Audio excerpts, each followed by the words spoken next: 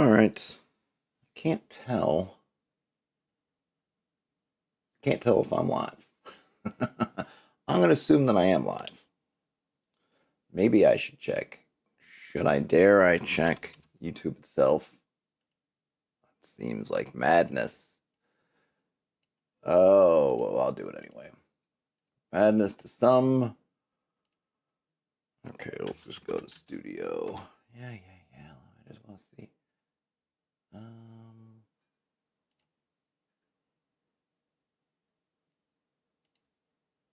No, cancel. I'm not trying to edit. All right. Shows I'm here. Cool.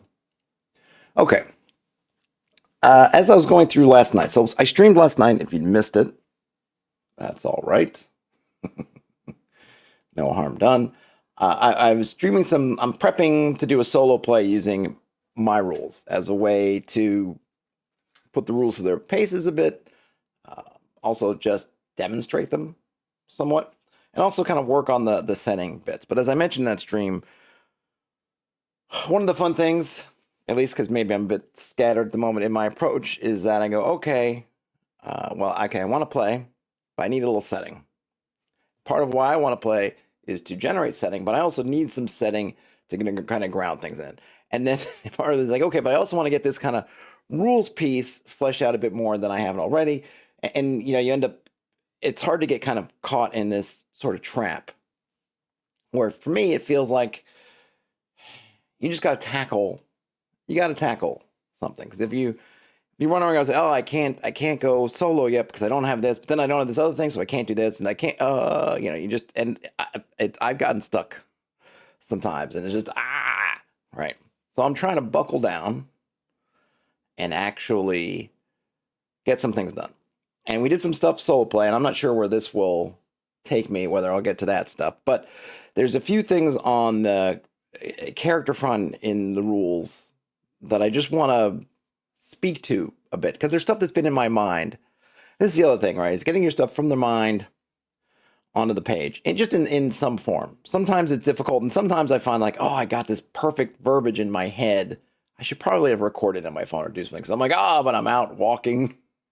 I'm out walking on my way to or from a bodega. Like, I'm not in a position to write it down. Like, a lot of this happens a lot. Anyway, but I had some at doing that stuff last night and then ruminating on it. I was like, okay, I got some things. So one of the things I wanted to do is talk about some of the spiritual elements of what for me, characters have. And this is something I'm kind of adding into the rules. They've kind of been in my brain, but I hadn't put them out into the world yet. And as I've been running the game at conventions and things, I'm playing really fast and loose. And I think my rules, just as a general rule set, allow me to just play really fast. So I'm playing with a lot of like, hey, let's just make some basic characters and go. Like just broad archetypes, right? And go. And I think for those kind of con games, pickup games, whatever, that's awesome. And if you see me at a con, and I'll be at a few cons, regional style cons, as the year continues to unfold. And if you happen to play, like that's kind of what we'll be doing, I think. Unless I get this in such a great place that I feel like I want to delve into it. But especially for this solo game, it's going to be more, I'm going to have the liberty for it to be more contemplative. I'm going to want to delve into that stuff. So I find like, I want to write these things out. And while I could probably do some of this as I'm going along, I kind of want to get things sort of out onto paper, so to speak. So one of the things is this concept. I first read about it as I was poking around in kind of Norse spiritual beliefs. I believe there's also some kind of Anglo-Saxon version, but it's kind of like this multi-part, this idea of you as a creature having a kind of a spiritual element that's not just like we think in, I guess, Catholic Christian monotheistic thought, that there's kind of a singular spirit or soul, right? We have our body and our soul. It has two parts. But the Norse and maybe the Anglo-Saxons, maybe other kind of, I guess, Germanic peoples, maybe I should say, seem to have had a fairly different idea, which was that you had multiple parts to you. Now I'm going with 4, which is pretty close to, and I found some really good books. I'll be flipping back and forth. I haven't read them all. They're kind of these PhD dissertations, but I found them kind of Google searching and stuff along, so they came up. So I'm going into 4, which sounds like a lot. It's not really, but I feel like there's some really interesting things you can do with it. So one part is your body, which I'm calling the self, because I got all S's. I wanted to keep the alliteration going. So I have is self, spark, spirit, and soul. Spirit and soul, you may think, well, isn't that the same thing? But they're going to be slightly different. Yourself is your body. So, and I'll just kind of write this in here. I don't know if I'm writing directly into the typesetting document. I basically have a spread to spare, I guess, in quotes, because I need to be divisible by 4. And as I've added a few things in there, I'm at 22 pages and I need to be at 24 pages. So I have room to kind of get in here with this stuff, which is good because I want to write it out. And we'll see. So, all right. So this, I'll call this self. I guess I'll capitalize these, and I'll also make them, I'll emphasize them. So the self is basically your body. That's going to be easy, right?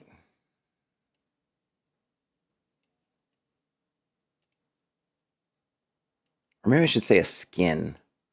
Skin may be better than self. Oh, yes. I think that actually even gets into it a little bit more. Yeah, see, I got to change it already.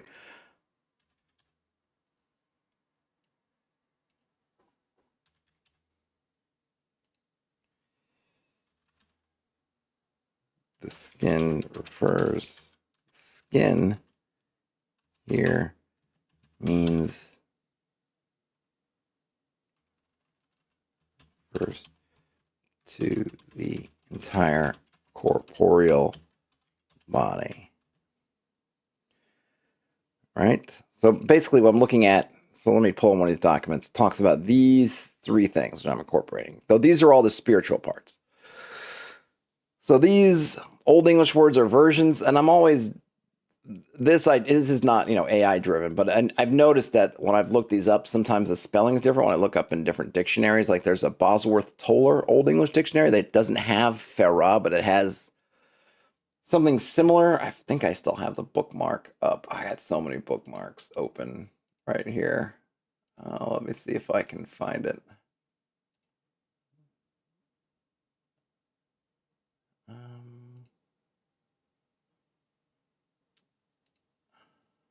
I think I actually might have passed it. It's called, hold on a minute. If I can find it in a minute, I'll share it. Otherwise, I'm not going to get caught up in it. Gotta skip ahead here. No, I'm still in the...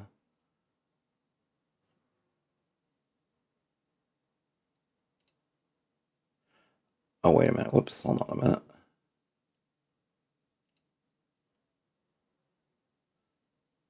I can't remember. I'd have to go find it again. I'm not going to waste time finding it. Anyway, so we have these 3 ones. So the Farah, which is the part of a person that can't be seen, it dies when the person dies. I should probably, can I copy these?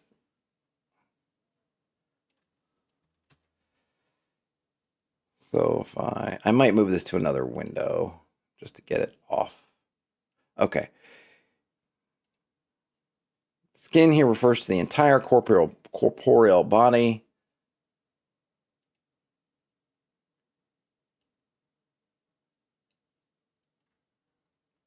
Right.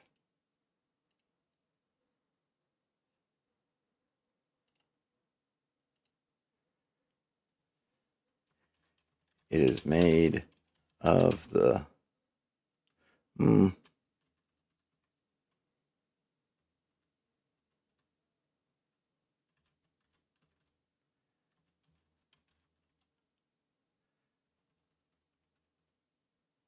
I don't want to make, let's say, refers to the body, the part of a creature Part of the creature. Because I have this concept of the seen and unseen world, and I'm trying to kind of work that in here too. Part of the creature. Um,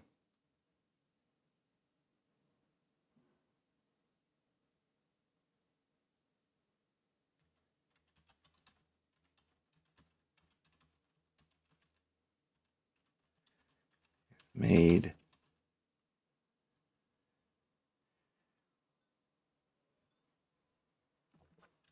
of earth stuff. To earth it returns after death. The skin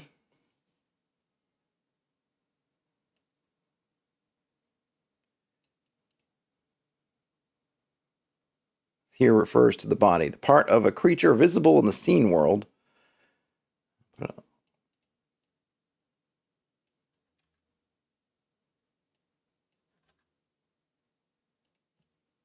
See, some creatures may have no skin, and others may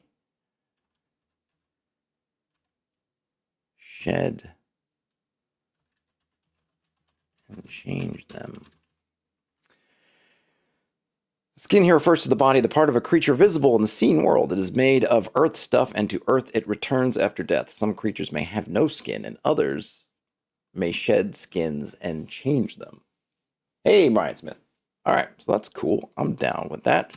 So that's our body. Okay. Where we're going, we don't need skin. Yeah, that would be to the afterlife. Unless you're a creature, like I said, there are some creatures that don't need it.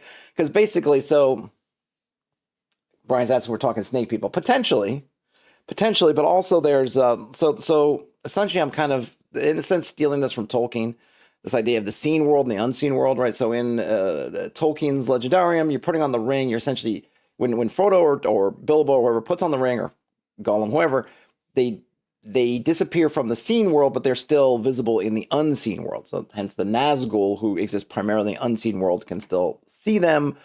Some creatures like elves who have seen the Undying Lands, I think, are more on both in both. So I think in the books, right, Glorfindel to Frodo shows up different because he's like, whoa, he's got this kind of unseen part thing going on, right? So I'm kind of borrowing that. So things like ghosts and whatever are creatures that only, and maybe other things, are only things that exist in the unseen world. They have no skin. They're in the unseen world potentially only. So, and I want to play with things. So there's some stuff I ran into, I think that comes up. I need to actually read the sagas and things, but I've been kind of looking in some of them, peeking in here and there. And there's some of the tales talk about creatures.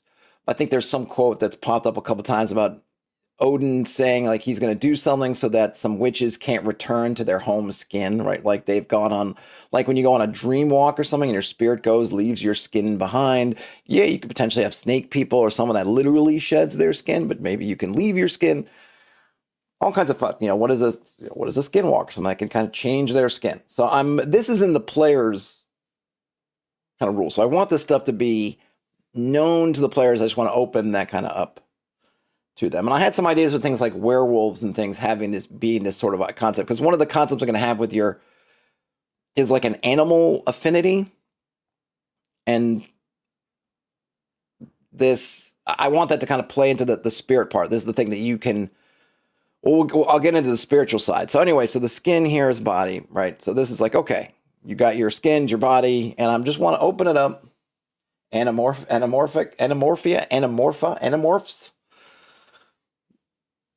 Yeah, there can be all kinds of fun things. This is on the player side, so it's something that I think they'll be aware of. It's part of like the spiritual, the underpinning spirituality of the game, the underpinning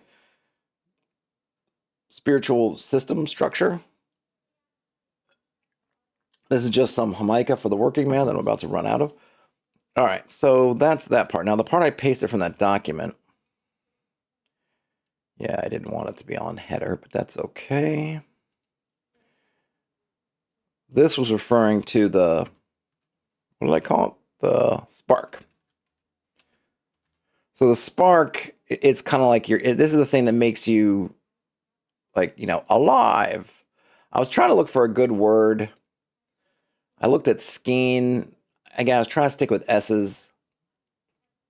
So something like a thread, because they talk about, the like, like in the different, like in, I mean, the classical stories, right? Or the Norse had it too, these ideas of somebody who cuts your thread, right? Your, what is the guy saying? The 13th warrior, right? The Allfather wove, your life's been woven, right? The thread of your life's been woven, and at some point they cut it, or it comes to the end. But I don't know, and I may come back and change it. But right now I have spark, so you don't get the cutting analogy.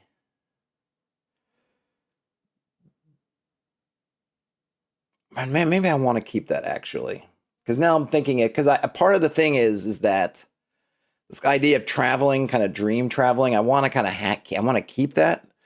And classically, the idea of the little thread that keeps you locked to your form, that you could, you know what I mean. And so the thread analogy.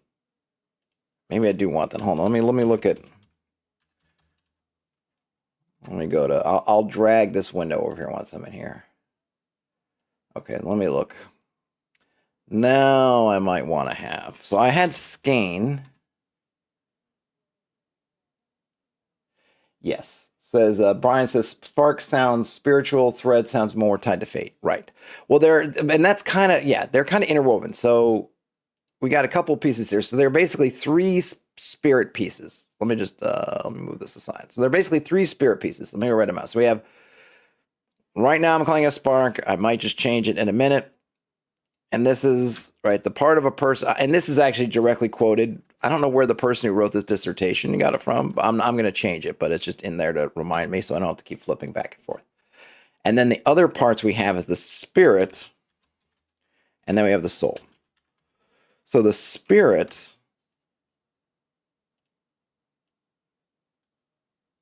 is this.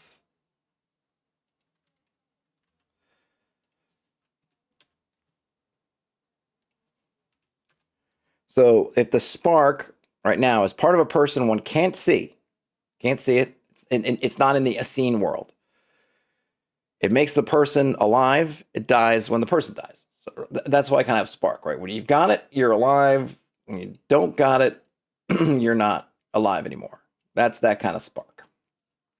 The spirit also is in the unseen world, but it can leave the body. So this is the idea if we're having kind of like a dream walker or somebody who can, say, to do kind of an astral projection type thing, this is what you're sending out. You're sending out your spirit. It's going out there, right? And so it can leave the body. And then the final part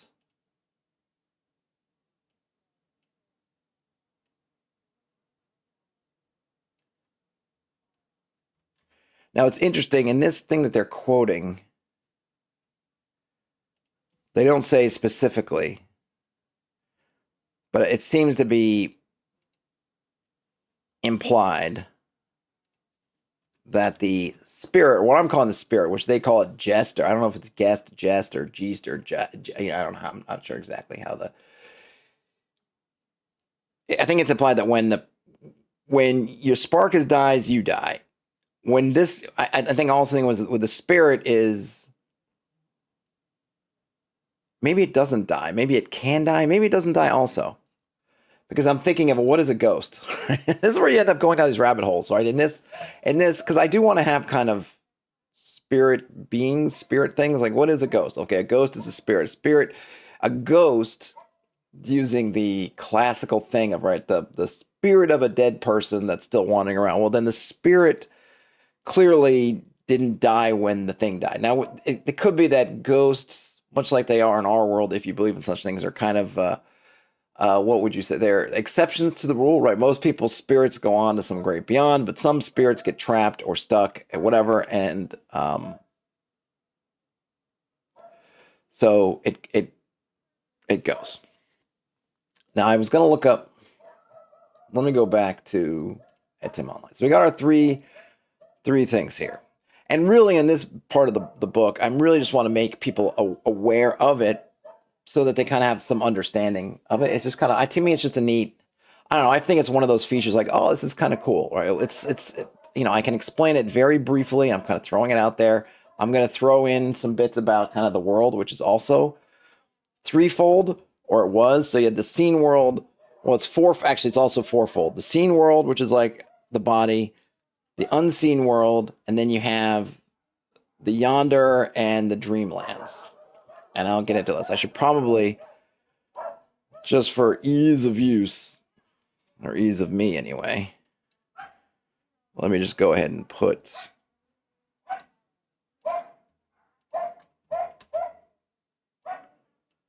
I gotta drag you over.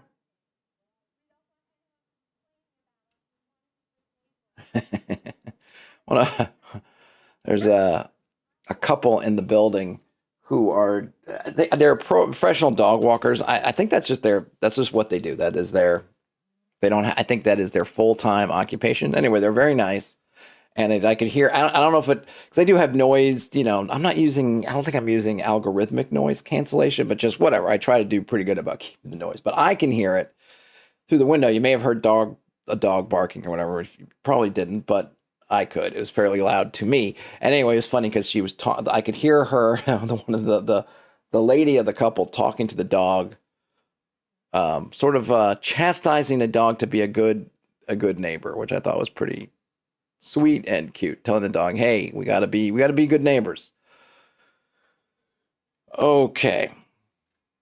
Ooh, I don't want to be. All right, so the world is also fourfold in nature. Divided into the seen world, the unseen world, the yonder, and the dreamlands. Whoops. All right. So there's kind of an analogy going on. Oh, it's all perked up. Did you hear it, Brian, or just your dog, or both? I'm on the second floor, so I'm very close to the street, and we don't get it. It's not like there's a ton of traffic, but I am in Brooklyn. I am I'm in a large urban center, and even though we're in kind of a sleepy part of New York City, it's still New York City. So we get trucks and things bumping along, or people deciding to honk their horns for whatever reason. And dog walkers with a particularly rambunctious dog that wants to shout from the rooftops. All right, going back to this. So I was looking at this before, and I've been kind of going things.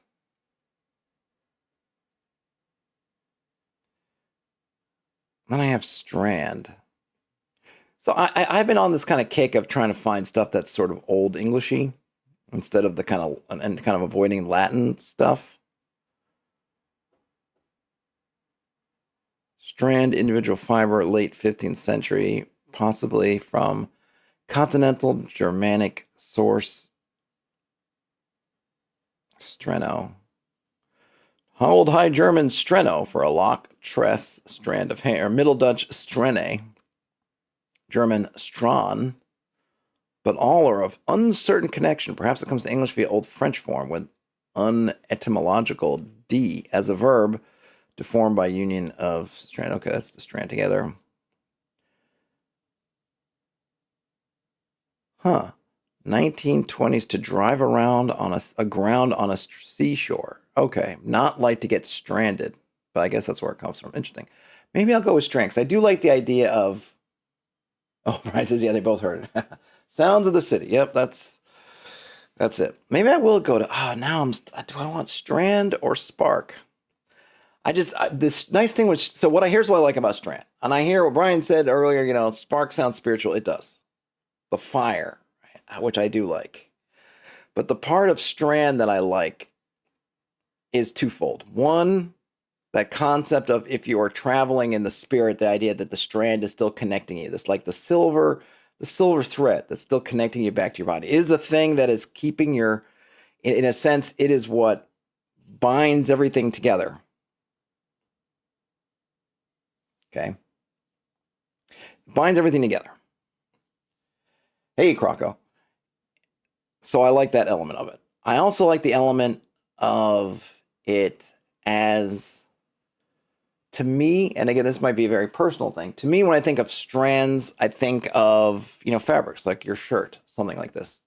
The kind of, and I like this idea. Part of the thing I've been getting into more and more is, and this, I don't know if I mentioned, it came up in my brain when I was streaming yesterday. I don't know if I managed to communicate it on the actual stream, but one of the things I really want to get into is this concept of really kind of belonging, to like being part of something. Like you're not just, like this game, the way I envision it, at least the way I'm going to play it, is you're not just a rogue element. I mean, you might start off as a rogue element, but you're going to gain, the way you gain levels in this thing is by really embracing being part of something. And it can be esoteric. So if you want to be a loner, and you're like, you know what? I don't want to be part of these power structures. You don't have to, because like the virtues, the vices, like the elements, like all these things have their own, are essentially their own kind of factions.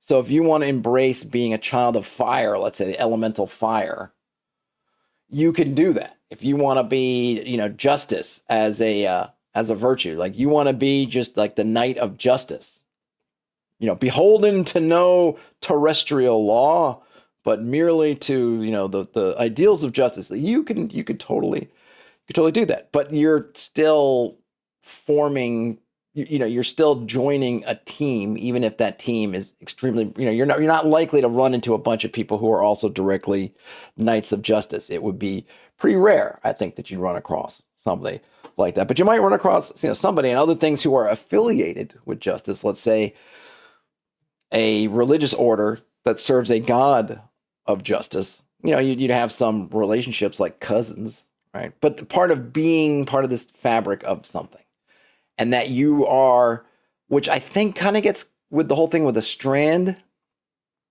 you are,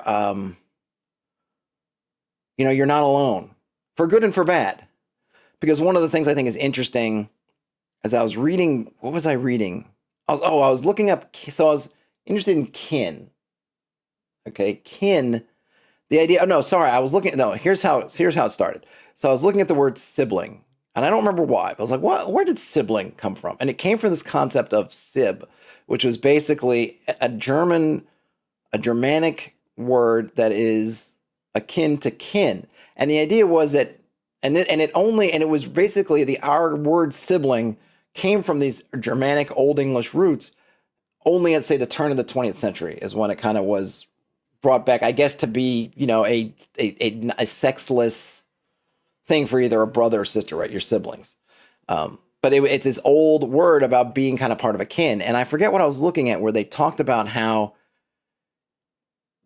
it's so important. Like, not being a part of a kin is like being dead, and it's not just, you're born. There is, at least the way these people were talking about it, there are initiations and things. It's not like, you are the kin simply because you're born. There would be some kind of ritualistic initiation. It might happen when you're a baby, much like, to put it in kind of terms, like you get baptized and, hey, now you're part of the Christian kin because you've been baptized. Before that, you're kind of not, right? And some people even now will look at you askance in a certain way, like, you're not baptized, like, something's wrong with you. You're kind of, you're a little bit othered over there, right? And so I like that idea, and I think strand, just in the word, communicates this concept of being a part of something. Even if you're alone, it's like you're a strand of something, like of fabric. Anyway, that's kind of how I'm seeing it. Brian says, if I want to communicate connection to something else, you got to go to strand or thread. A spark is an independent, internally powered thing. Right. So I might use spark for basically your, because I do like the idea of the spark, the kind of the divine spark, but I think I'm going to tie that into the soul. So I'm going to switch spark with strand. I think it does a lot of things. It's a nice word for me in that it does a bunch of a strand of hair in the hairdo of life. Indeed, in the beehive of life, the beehive haircut of life, the strand, a single strand. Exactly. All right, the divine spark.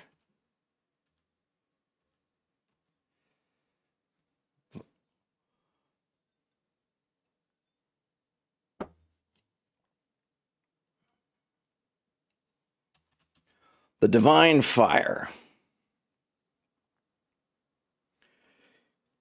It leaves when the person dies, but it never dies. I like that. All right. So I can, yeah. So let me see. All right, let me just give this header. Give me some headings.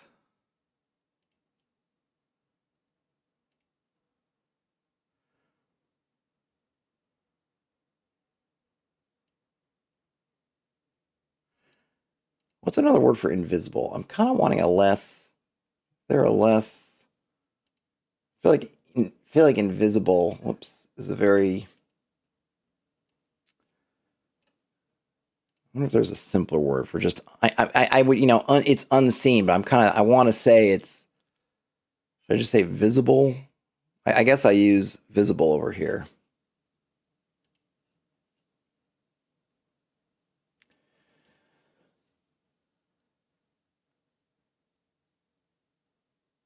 Brian says, "Funny how when you get left or you get left hanging or alone is getting stranded, transformed to a singular entity apart from the whole." Yeah, it's kind of neat. It's a different. I mean, it came up in the Edm Online, right? There's they mention it. So there's strand. So there's a couple things. There's strand, which means a shore, beach, land abutting a body of water. There's also strand, which we're using, fiber rope, and then the strand's a verb to drive aground onto a seashore, which comes from the first meaning of strand, and then leaving helpless. So the idea of stranded being you've gone aground onto a strand. So it's kind of a neat. I mean, the evolution itself is kind of neat because you go from look at this strand, look at this lovely strand here, to oh gosh, you fool. You've grounded us on this strand. You've stranded us, for lack of a better word, right? And then that becomes it. And it's the same thing with beach, right? Oh, look at this beach. And then you think about whales beaching themselves because they've run aground onto the beach. They've beached themselves. So it's pretty neat how we get those two words from the looking at the thing that it is, and then the verb of being. I mean, it reminds me a little bit of Community when they turned the character Britta's name into a verb for, like, this is something Britta would do to you, Britted it. A strand of pearls. Yeah, so I think that one goes back to the meaning of a rope, a string, right? It's the pearls kind of making up, even though they're kind of on a string. I think that part. But yeah, let's see. I mean, but it went from 1620s driving aground to 1837 for becoming stranded, I guess. So yeah, 217 years, something like that. I wonder who invented it. I'm kind of curious as to who because I guess oftentimes you don't really get an invention as so much as you get a first mention. I think the assumption is with most things, right, that you hear it, you read it mentioned in some kind of manuscript that you assume it came up elsewhere. Maybe just because that person didn't take credit for that. They're not doing the kind of Lewis Carroll or Tolkien kind of thing of like, nope, this is my word, but I'm creating it out of whole cloth. All right. So we have the skin, the strand, the spirit, and the soul. Bam. And then we have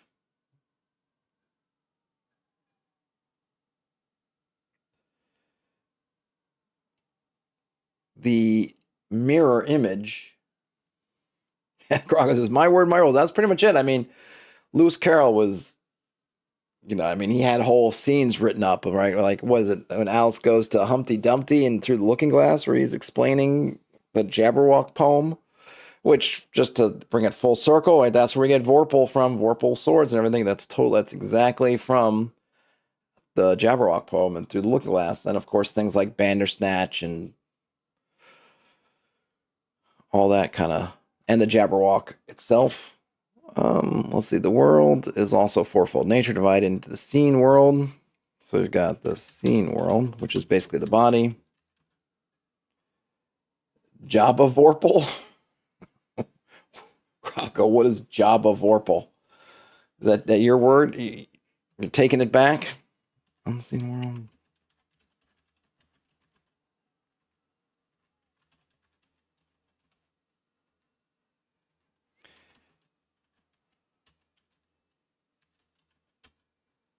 I do need to have a kind of a beyond.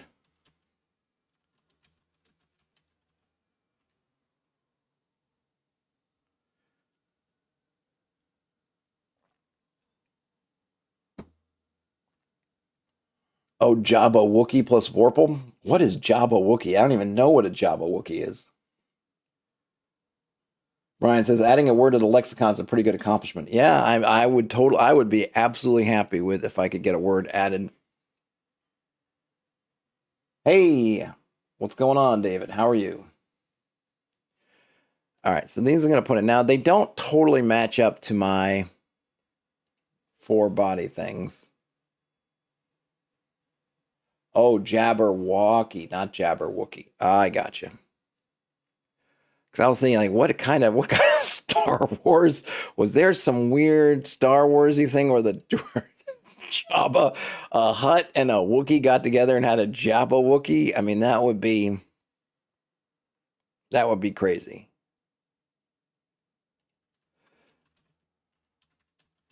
Physical world.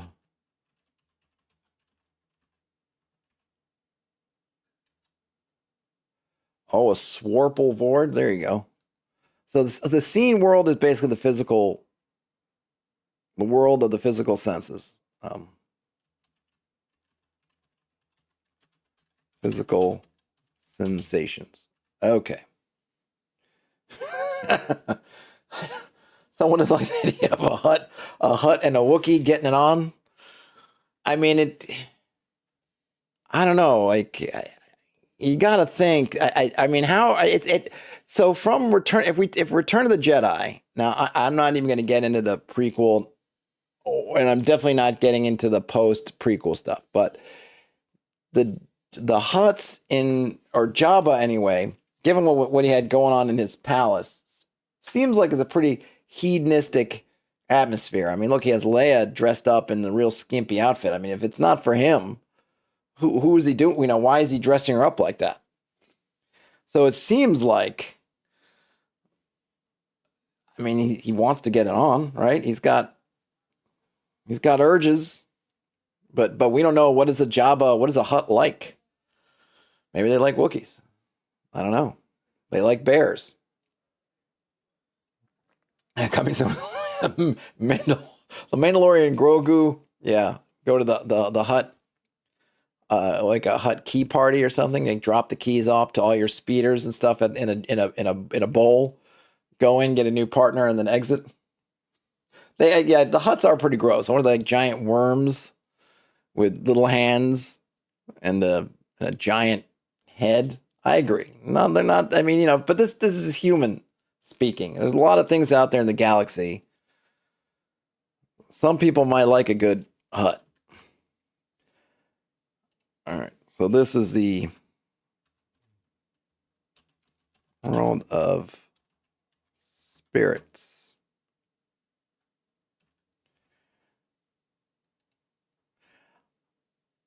I'm putting these in just kind of as placeholder. So the Yonder, so I have the, and I'm putting in, I know, the Yonder, the world of the Yonder. It's, oh,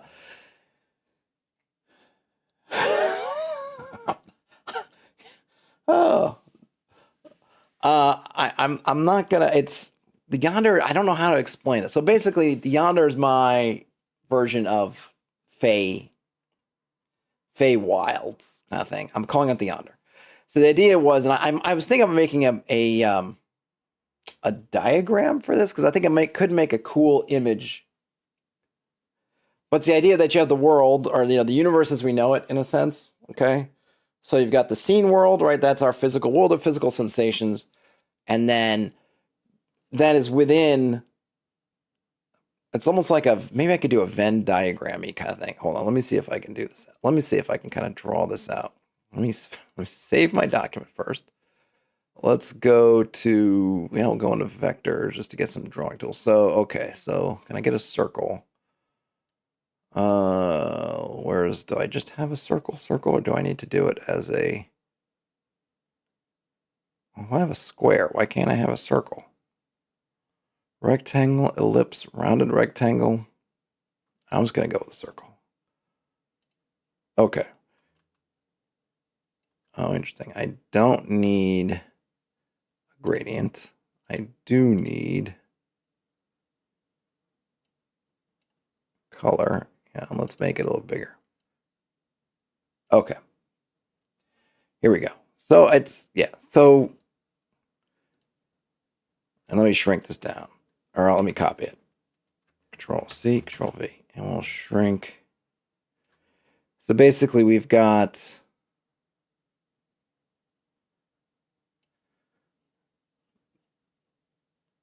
this is the unseen world, right? And kind of within it, let me try. Let's see if I can get this right. Maybe this is not going to work. No, I mean it's going to work. Let me guys see it. Maybe actually I need. Let me shrink this down a bit. All right, let's do this. So we got okay. So we have the unseen world. I'll just copy make this. So then we've got. Let's just call this the.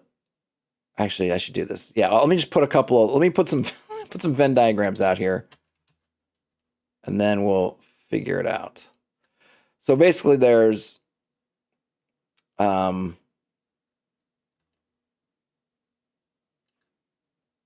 hold on a minute. Brian says, if you started a stream with 3 zones in a Venn diagram and I had chat help fill it in, pretty entertained. Yeah, I'm confusing myself, so I don't know how anyone else could follow. Okay, so I think this is going to work.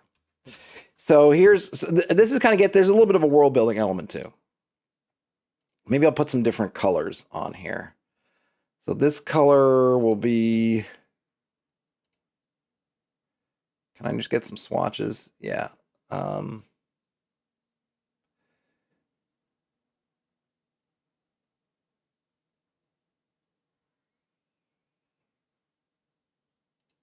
Okay. And I'll just, let me write some text. So this is be the,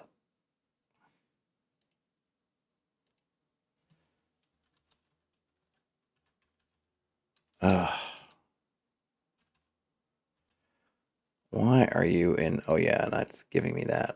No, I don't want that. Just give me, there we go. All right. So here we got the scene.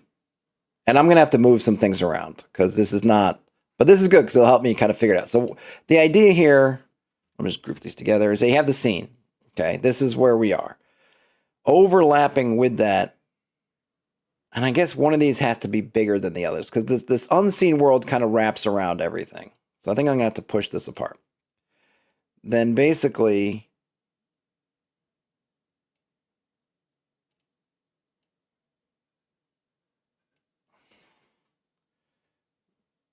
this, which I'll call the yellow.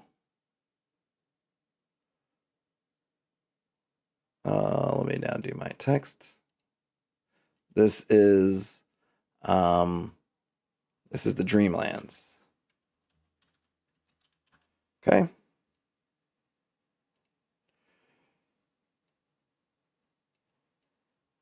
kind of want those to be the same size if I can help it. So this is the Dreamlands. Right? And then this accidentally giving Olympic. Yeah, it is true. I am getting Olympics vibes. Yep, actually. So there's the Dreamlands. And then over here, I'm going to copy this.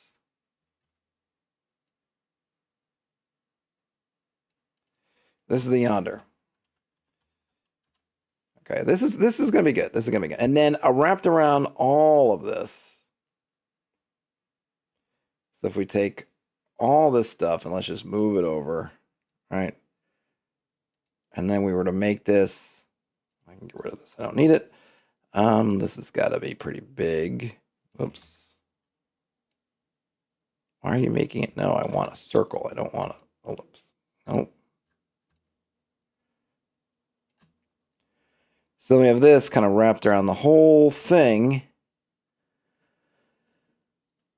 Let me just not make it too big. There we go. Wrapped around this whole dealio is the unseen world. What kind of color can I get? I'll give it a. Can I give it a light blue? See you, David. Cheers.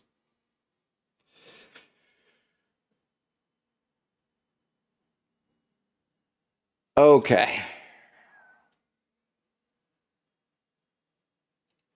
Are we following? I can just kind of center these things a little bit. Something like that. All right. And now I will just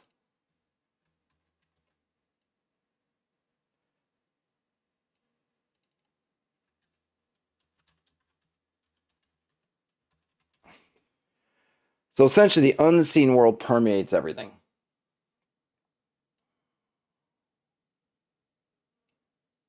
And then inside.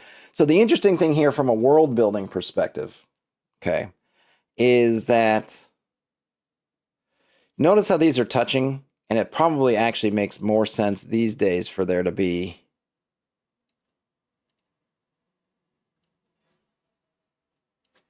it to be like that. Because, and this is where the world building piece comes in, because what's happened is in the original world, so if you imagine going back to some kind of the events that have taken place where you start the game, the original conception of the world was that yonder was essentially like the imagination. Let me see if I can explain this in a way that makes sense. The yonder was a place where essentially everything that you could conceive, the home of your imagination, your wildest things, whether terrible or beautiful or crazy, whatever it is, that was like the yonder was like, that's like the source. Like the yonder is kind of like, and I don't even know really what the relationship between these two is. The yonder delivering that into the people's unconscious, or is the unconscious putting what? Who knows what the relationship is? But that's kind of like and then they would, how you connected these together was the dreamland. So then this is literally like what would happen when you sleep. You dream, you come to the dreamlands, and the dreamlands would be where these two things would interconnect. They would connect together where you could, but it was only there. But what's happened is, in the great events, the great horrible things of our time, something has happened to cause the seen and the yonder to overlap. And so it's creating a situation in which the yonder can directly access our world. Not good. You can still do all the dreamland stuff, but now they're able to come across into our world. And it's causing lots of crazy stuff. And these are these incursions that what's the word I'm using for these incursions? Shoot, now I can't remember my own words. I can't remember the word I'm using. Anyway, the incursions are happening. Now, some of them can be, now the yonder, the thing is, and this is another thing I'm grappling with, and here's often what I have found the problem of me writing this, is how can I communicate something which in reality is not, at least I find, and when I talk about it, it's not complicated really, right? It's not, but I feel like when I write it down, like my system, I don't feel like it's complicated, but when I write it down, it seems complicated. But if you come and I just play a game with you, you'll pick it up in a minute. I'll just talk through it. And it's like, oh, okay, it's easy. But I feel like as I write it down, it's like, maybe it's the tone. I don't know how I write it.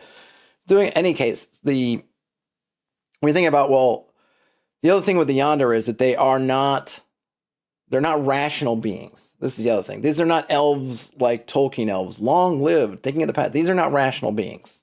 They're kind of crazy.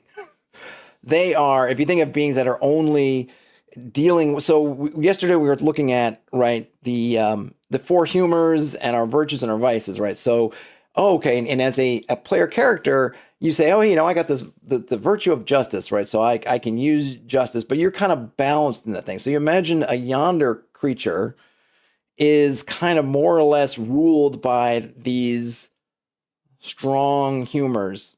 So an elf is ruled by like passions, right? They're passions. They're passionate. They're full of that kind of or maybe elves be more like choleric in that they're kind of hedonistic and whatever. They're looking for that. They're looking for these kind of things. But that is that's their priority. Right? So they don't operate.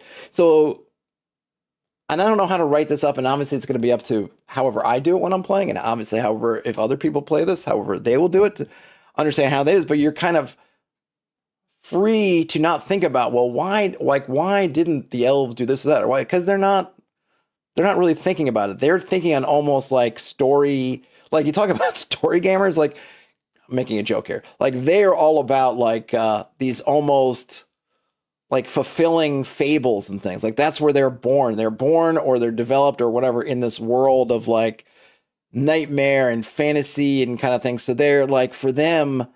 So here's the big event, and I'm leaning into this more now because originally I kind of built this, and I'm still gonna have a version of the game. It's this, just kind of a real generic system because I like a system where I can play anything. But what I'm working on now, what I'm incorporating more is more system kind of and setting more being explicitly coupled together and talking about stuff that's kind of what makes this a different kind of setting.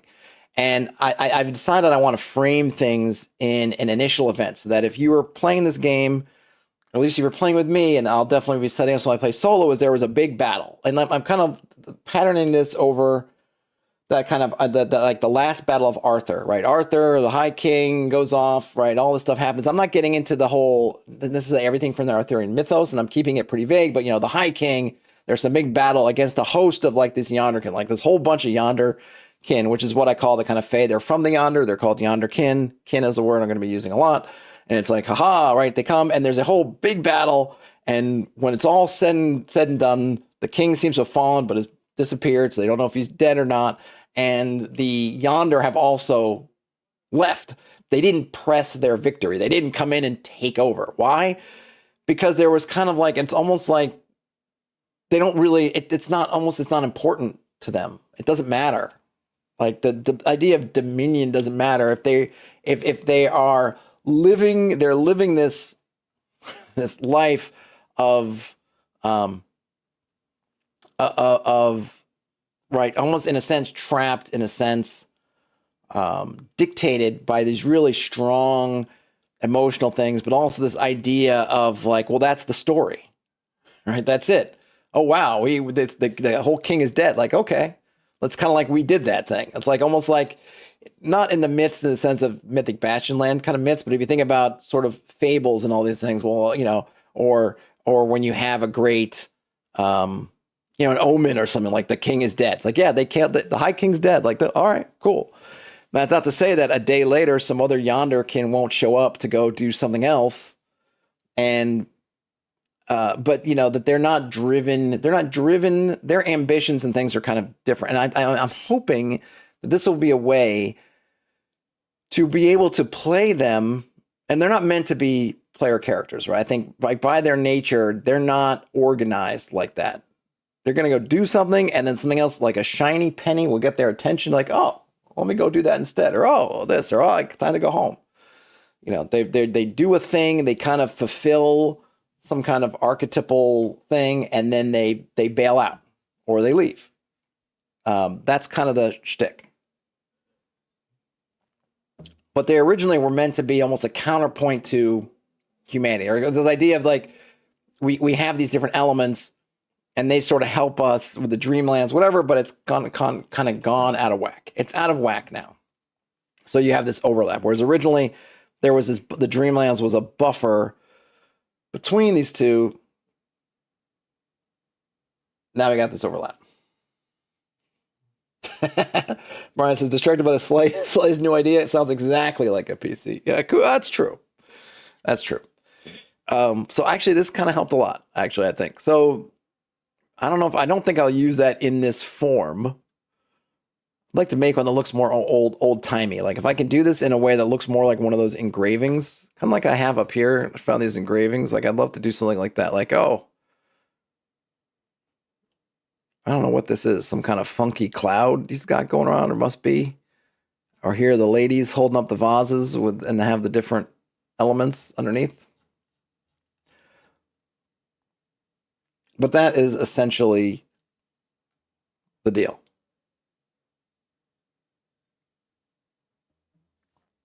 And so you can have, now there's, mostly not a lot of humans are crossing over to the yonder because it's like going to Toontown.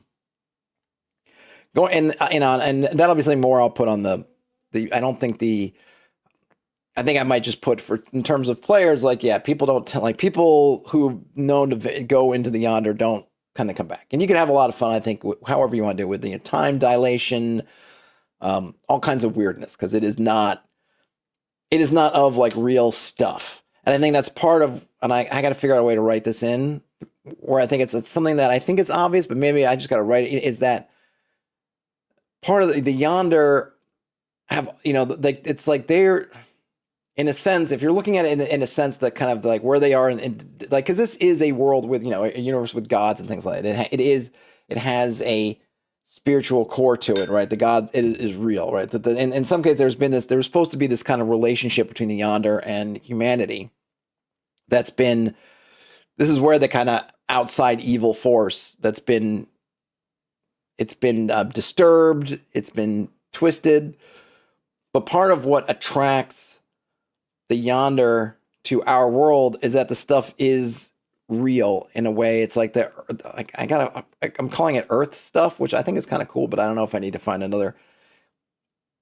It's like it has a realness that is more, they recognize that this is like a different kind of stuff. Like they can, in the yonder, they could probably, because it's kind of like malleable stuff. It's kind of all of them, and like this, them is almost, if you imagine some kind of like our raw imaginations maybe crossing through the dreamlands, coming to the yonder, like you could have like someone like, look, I'm a king with 1,000,000 pounds of gold over here. Like I'm doing Scrooge McDuck dive into a gold pool, but it's not really gold. It's not real. The only real gold is in our world. So the creatures and things of the yonder, they've now seen that. That's the other outcome of this overlap now, is that they have seen something that they didn't know before. Right? We were living in separate worlds. They had no idea, and now they've seen it like, oh my gosh, like it's real food. You know what I mean? It's like I've been eating foam, and then someone's been feeding me foam and telling me it's a hamburger, and now I've actually tasted a real hamburger. And you're thinking like, my gosh, I can't go back to the foam. I can't go back to that. It's not the same. And so that's the other kind of driver for them. That's why that they're no longer satisfied by their world. There is a longing now for our world. Brian says, gotta have the dudes who went to the yonder too much and fried their brains, or I guess it would be like a guide. Yeah, I don't know. I feel like maybe this is where you could have a table, right? Every time you go into the yonder, maybe you could roll on some big table and low values. And maybe you keep adding trips in, and at some point you're either going to roll high or you're going to just go over some threshold and be like completely damaged. But there's probably things that happen to you, and there's probably things that are just of that world, so that you think you're gone for a couple of days and you're gone for months or years, like that kind of stuff. The Yonderkin are coming for our burgers. That's right. They're coming for our burgers.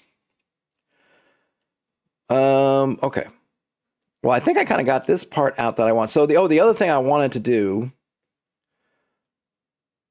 yes, I want to get the spirit animal part out. Because so this is another kind of an outgrowth of the same idea of, oh yeah, let me go back to layout mode. Let me save. Make a new text box.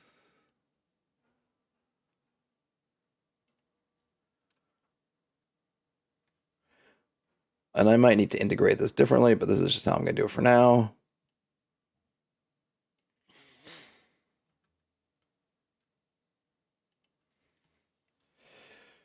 Okay. So the idea here is, and this is another thing that I think would be fun as a character. So the idea that you have an affinity, and I'm trying to think of another word for affinity. I thought I had some. Did I have some? Hold on, let me just see. Did I have? I know I was pulling up some words. No. Oh wait, is here? Okay, no. I don't know. I was trying to think of some words for like an affinity. So the idea here is your spirit can have like a animal. So let me try to explain this. A tie going with that's interesting. A tie. I'll have to think about that, but that's a good idea. So so there's a couple things. One of the things is I want to give, part of what I've been trying to do here, and successfully or unsuccessfully, people can decide, is I like to always I like to, when I can, come up with multiple things. So I'm coming up with these ideas of your being, right? And I want, and okay, but they have a purpose, and I could see getting into spells and callings, classes, what I call callings, and abilities and things that can trigger off of this. So you could, like, you're a dream walker, so you inherently how to go into a sleep state and send your spirit off, right? So that could be a whole class. That's basically like, hey, I go into a sleep state and I can, or it could just be part of a class, or even just part of somebody's individual nature. Like, oh, I can go do this thing. Okay, that's cool. So I got this. I get to express this spiritual idea that I have, and I can tie it into a thing. I can also tie it into a mechanic if I wanted to. Hey, this thing is testing your spirit. It is attacking your spirit. Does that mean something? Does it have some effects? Like, you could have some neat stuff with that. Okay. With the spirit, one of the things I wanted to do was get into kind of this idea of having an animal. Now, I think looking at the Norse spirituality kind of stuff, there was a separate thing that was like a spirit follower. I think I'd have to go back and reread it, because there's a bunch of, maybe see if I think I should have some of the, hold on, let me see if I have some of the sources up still, because I did have them up on my million tabs. Let me see if I can find my million tabs. Okay. Yeah, this is one. And again, I don't know. I have to do more research, because I don't know ultimately how good these are, or how, as sources, how good they are. Okay. So they talk about, in Norse mythology, I will post, in case you're curious about this. And again, I don't know, because this is like a jewelry website, right? So they're not, I don't know. But it's a good, it's a jumping off point. So there, if you want to check it out, posted it in the chat. Okay.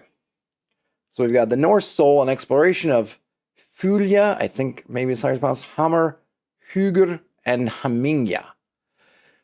And apologies if I totally butchered those. In Norse mythology, the concept of the soul is not a singular unified entity, but a composite of various elements, each with its unique role and characteristics. In fact, the Old Norse word for soul, sal, was only created after the Vikings started to convert to Christianity. George the Animal Steel is there George the spirit animal? That's good. I knew a guy who had known at some point, or met George the Animal Steel, and I guess he was a gym teacher when he wasn't wrestling, and you met him at the beach or something, and he was just like a normal guy, obviously, that would have been, I never had those moments of like kayfabe breaking where you see somebody who's supposed to be like a crazed wrestler and then met them in real life. It's like, hello, how are you? George the Animal Steel.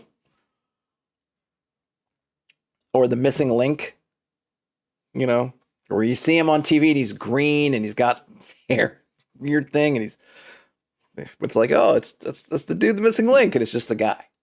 I mean, we all know that they're just guys after all, but still, especially when you're younger, it's nice to be able to keep up the illusion. Though I don't remember, even if I was a kid, even when I was a kid, like I don't think I really ever bought into George the Animal Steel being like that was him. But he never really, I don't know, it's one of those things that people think about that next. I never really thought about it. I remember as a kid, you'd see George Animal Steel. I remember him with Miss Elizabeth and Macho Man. And man, it's so sad that all those guys are gone. Rest in peace, everybody involved. I don't remember even thinking about, like, I wonder in the back if George Animal Steel is like eating turnbuckle foam and chasing Elizabeth around. Oh, Brian says they went to see Mick Foley at a talk show. Yeah, he's a good talker, I've heard, Mick Foley. Man, I've gone back and watched some of this. I'm not even talking about the stuff he did crazy, like the Undertaker cage stuff, but I was going back at some point because I watched wrestling as a kid, and I don't watch wrestling now, but I follow it because I'm just fascinated by it. Maybe it's that kind of playing, like we're role playing games and they're role playing. It's like the original cosplay is wrestling. I mean, I guess in theater, right? And you see some of the stuff he was doing was back in WCW. It's not even the big stuff off the cage. Like he was doing these elbow drops onto the floor. And it's just like, I don't know. I know he's beaten up some, but he's probably in better shape than he could have been. Because he's on the concrete in those studio shows. And he's not doing like Macho Man double axe handle from the top rope down to the floor, which just seems crazy on the knees and stuff. But I mean, he's doing like elbows and like landing on his hips and stuff on the clearly not padded concrete. It's just crazy. Okay. So first up we have the Fulgia. I'm not sure how you pronounce that. So here's we go. So this is the one I think I was talking about. Translated to followers, perhaps one of the most captivating aspects of the Norse soul. It is a personal spirit, often seen as an animal or occasionally in human form, closely linked to a person's fate and character. The Fulia is not only a guardian, but is also part of the person's spiritual essence. The Fulia often appears in the form of an animal, reflecting the character and destiny of the person it follows. So this is kind of where I'm borrowing from the spirit of. I don't think I need a fifth thing. Yes, his body definitely has paid for it. I don't think I need a fifth thing here. I feel like that's kind of too much.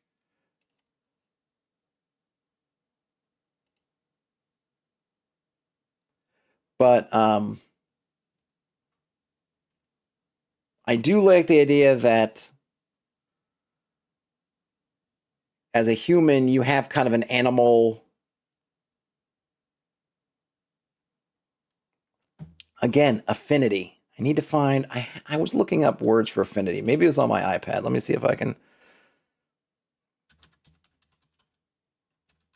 I wanted something, hopefully, kind of Old English, Germanic, and I wanted something, a simpler word. I remember looking at knack. I think I was looking at gift. I don't know if the gift totally gets it, but I think gift is.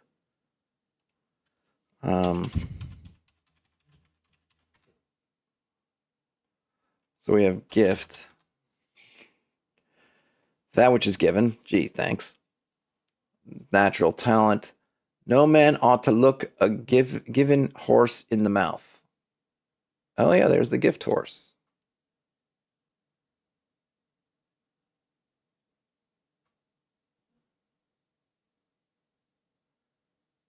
Given horse. Don't look a given horse in the mouth. What does that mean? I know what it means, but I guess you often check the health of a horse by looking at its mouth. I think that's a thing, right? Where you look and see it's kind of getting a sense of the mouth. Yeah, I know the mouth, the horse is bestowed, the bestowed horsey. I just think that, it's just you're thinking about like literally what that means. I thought it was, because for one, it was like the Trojan horse thing, right? You look in the mouth, you see the Greeks all standing inside. But now I'm wondering if it's from there, or is it from? Because I feel like in TV shows and movies and stuff, when they're checking out a horse, they look in its mouth. Yeah, I think that might be it. Yeah, I think it's you're looking at the teeth. So you're getting a gift. You shouldn't just, you don't, at least in front of the giver, you probably shouldn't check out. Like, you're getting a free horse. Don't quibble over like it's not good enough for you. I think that makes sense. Because one of the things I'm trying to, so the reason why I'm kind of futzing over this name is I want to have two things, and I'll just write it in here, right? Because we're talking about it, and I can kind of put it down on paper. So I'm thinking that I want to have this element of ill gifts, okay? Ill gift, and I don't know, the well gift doesn't, I don't know, good gift. I don't know. And the reason why I don't want to say, because it really is like affinity. Like, what's the opposite of affinity? Like maybe a dissonance, but that's not what I mean. It's not that the thing itself is off. It's kind of like, so if you were following the stream last night, or if you weren't, I was creating some NPCs. I was looking at their virtues and vices. So each of the humors, right? The 4 humors I'm going with is your oh, and Croco confirms, yeah, you could check the age and health via teeth. Okay, good. So I've had that right. Each humor has a virtue and a vice associated with it. If you have and this is all saying that you have an affinity for a given humor. Okay. I'm thinking about, right, you're more or less like, you start off with, hey, all your humors are essentially equal, but you're kind of drawn towards one more than the other. So you're more of a choleric personality. You're a little bit more like that, and that's reflecting the fact that you have this kind of virtue.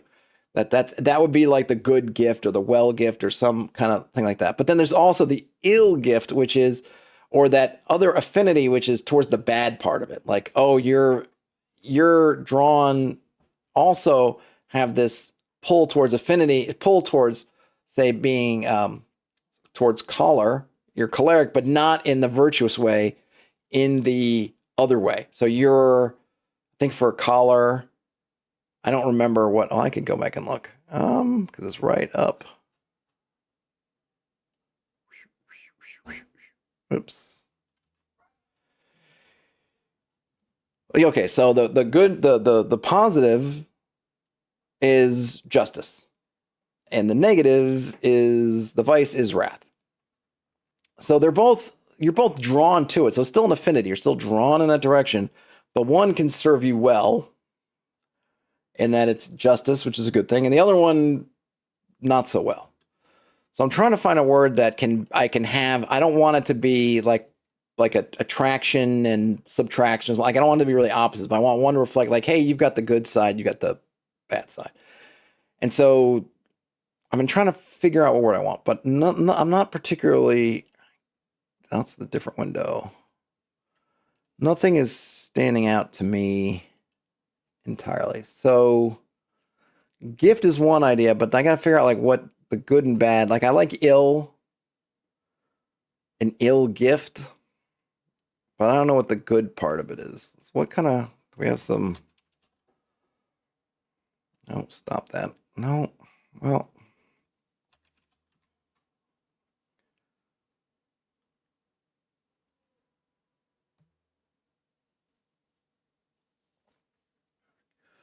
Oh, this is cool. So Old English, good, but spelled as God.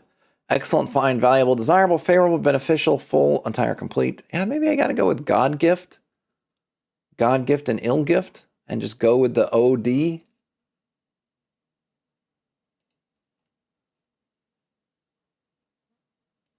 Maybe.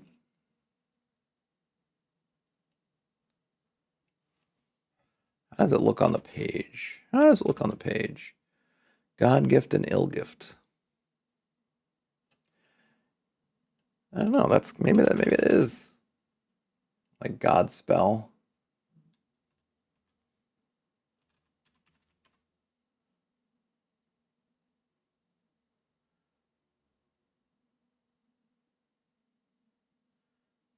A bummer gift. Yeah, ill gift works. I'm gonna have to sit with God gift a little bit. Do we have some other synonyms for good that might have a good? All right, not pleasant. All right, so I'm not looking for beneficials. Yeah, that's what I mean. So here are kind of synonyms I'm getting. I'll just pull this back over. Okay, so we've got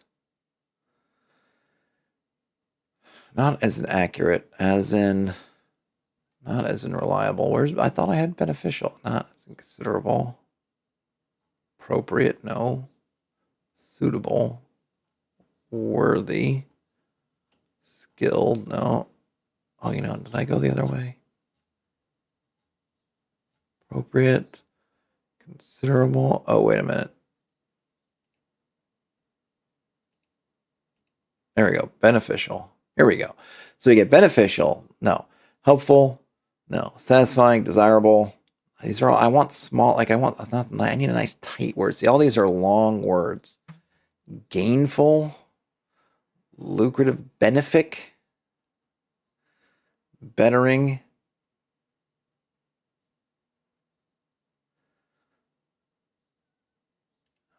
I think of it for gainful. Lucrative. I don't want it lucrative. I'm not, yeah. It's too, I don't know, good. I feel like, I don't know.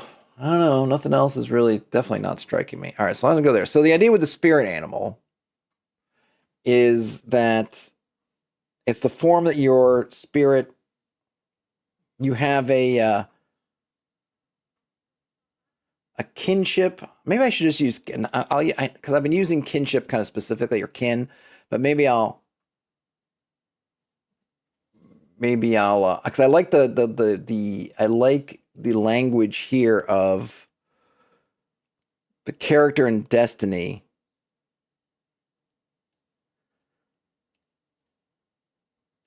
Yeah. A character's spirit may take the form of an animal with which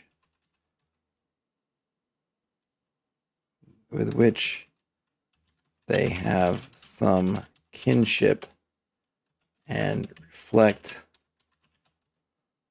I'm going to use character twice. Reflect their personality and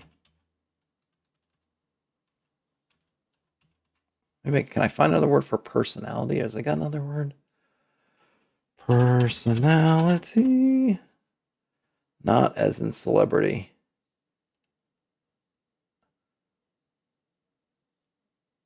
Their nature, yep. A character's spirit, I'll capitalize spirit. Spirit may take the form of an animal with which they have some kinship and, yeah, without some kinship, it reflects their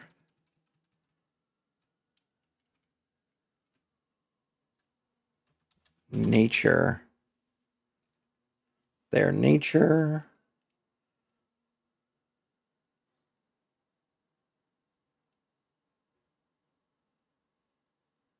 Nature and fate. And I'm going to put some.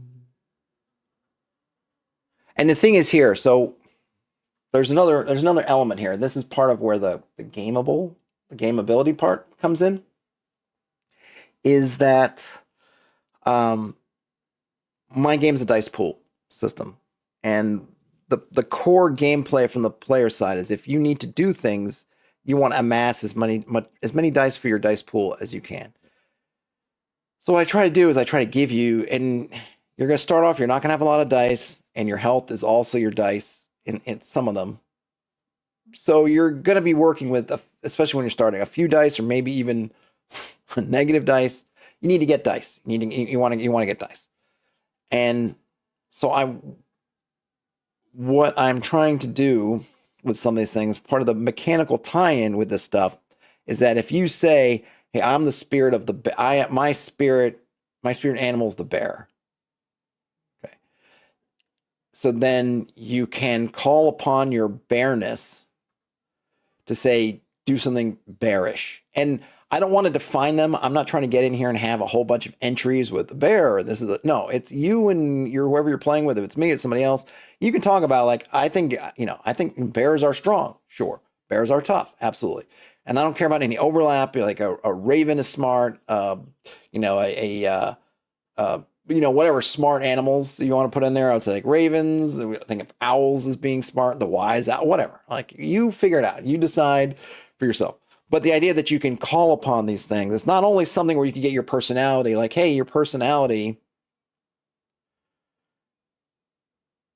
you might be kind of a bear. Like, oh, you rolled bear for your spirit animal.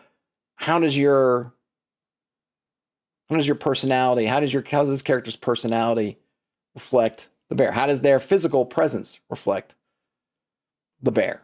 That kind of thing. But you can also mechanically call upon it. So the idea here is you can get some easy role-playing cues. Oh, hey, my guy's wolfish. Great. So however you think wolves act, maybe he's got a little bit of that in him. Okay, now I have an idea of who he is. Between him being, passionate because he's choleric. So he's got this kind of passionate deal going on. And then I think about wolves and he's got this kind of wolfishness about him. Great. But then I can also think about like, oh, wolves, they move as packs, so maybe I can do something to help somebody. My wolfishness to do that, or they're swift, whatever. Like I'm trying to what I want to do is I'm trying to get a lot of this kind of thing. Like, yeah, it's in your, this kind of like, hey, the mechanics and fiction stuff all kind of thrown together. That's kind of what I'm trying to do here.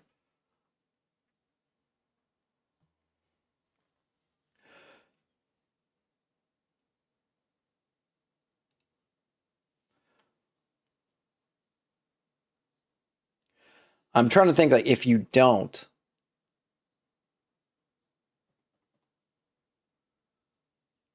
there might be a vulnerability there too. I'm trying to think, or you should maybe get something if you. I don't know. I don't know if I need to legislate it, but I might wonder like, well, what if you don't want to take? What if you do not want to take that?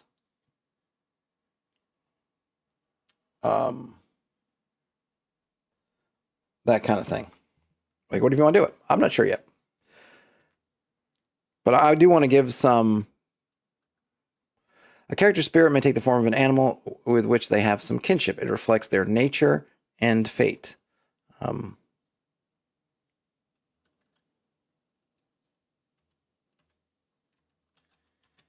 Any.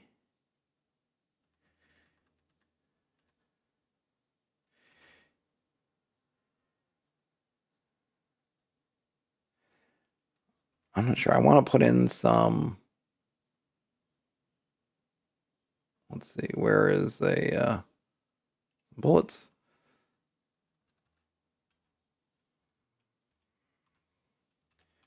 Bear, boar, lion, wolf,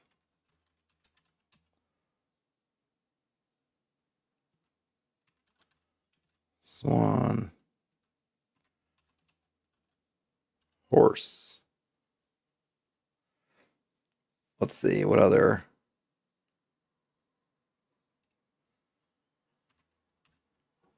Ox, rat.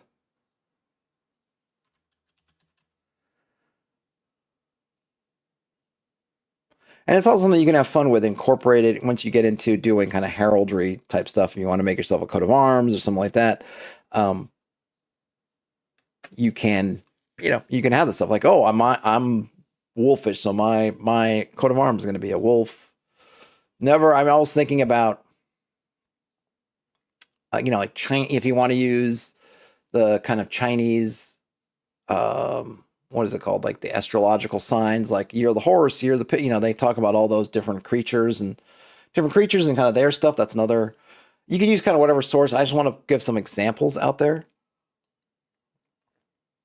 I guess raven would be another one, right?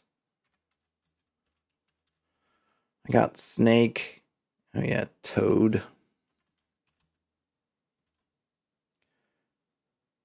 What else do we have?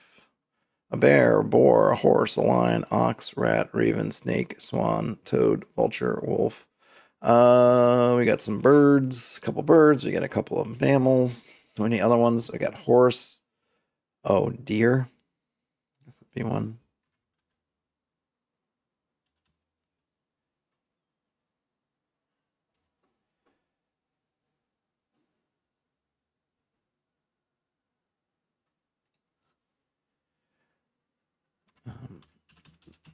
Doesn't have to be, could be insect. Maybe I should say spirit creature.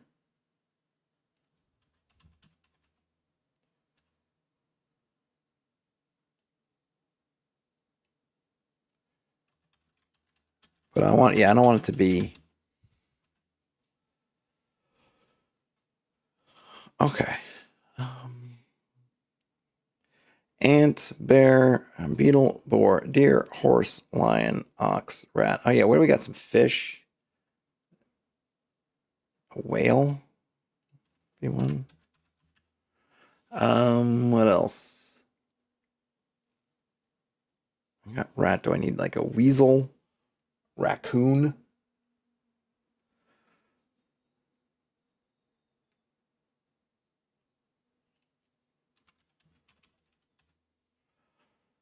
What other?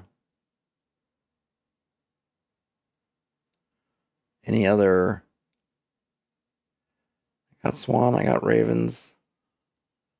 Oh yeah, hawk.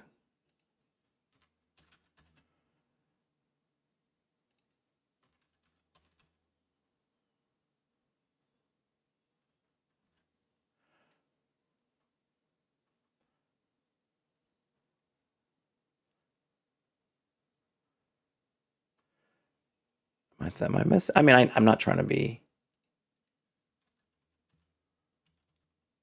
some.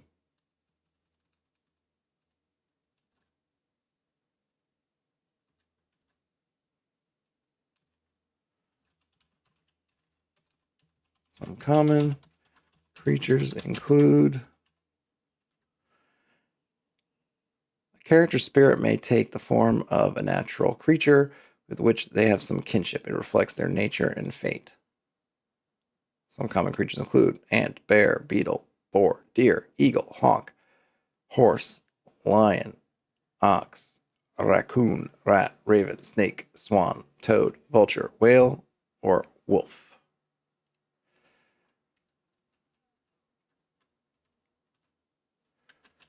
When selecting a spirit creature,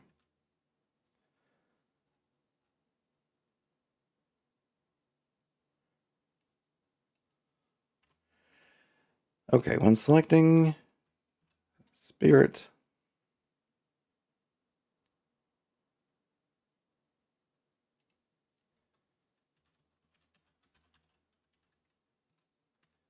consider how does this creature reflect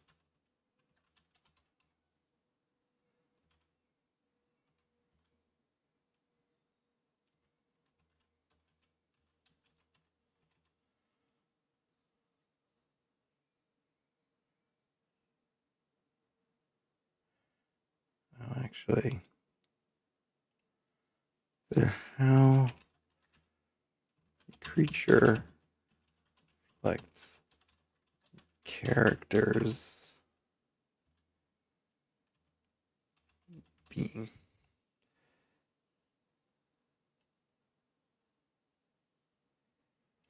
It's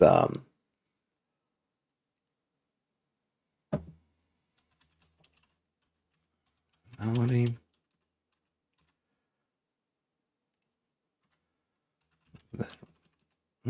One appearance. Melody. Sense of self. They're embraced. They're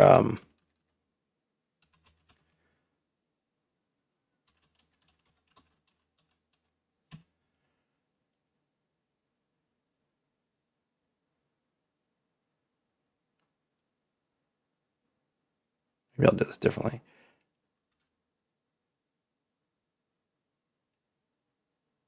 Spirit creature should reflect a character's being. Their appearance. Okay, the spirit creature should reflect a character's being, their appearance, their personality, sense of self, their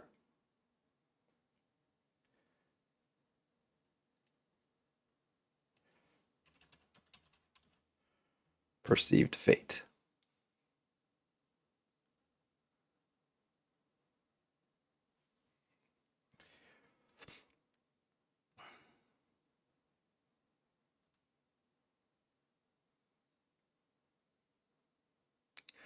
Okay. All right, well, this was good. I really like this diagram. I'm going to have to figure out, I'm going to have to make another version.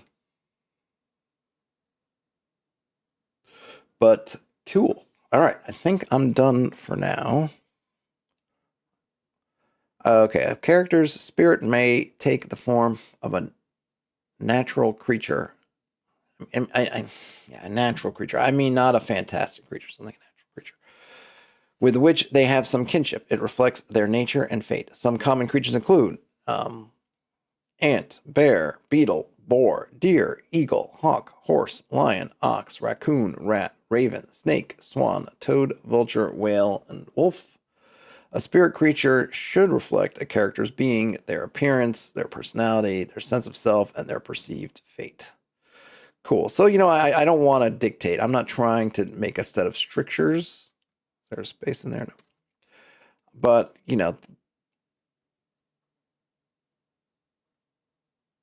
I do want to make characters reflect, say, one or more aspects of a character's being. Their appearance, their personality, their sense of self, their perceived fate. Great.